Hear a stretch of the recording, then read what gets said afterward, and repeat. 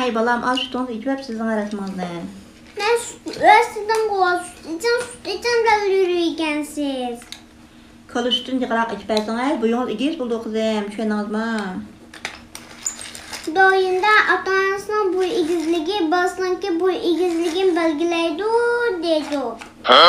Eğer ben seni tatkarsam, ilgu kalsıke, dinozorun üstüne isteme bir apa.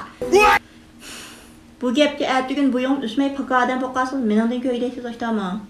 Demesim şunak dursa, adama kızık ki. Zırhapıday bu patronun bu pingüinday kutun avagandu deme. Hay balam, yığıp ekegenmin paka demeykensiz şunaq mı? Paka olsam ne boptu?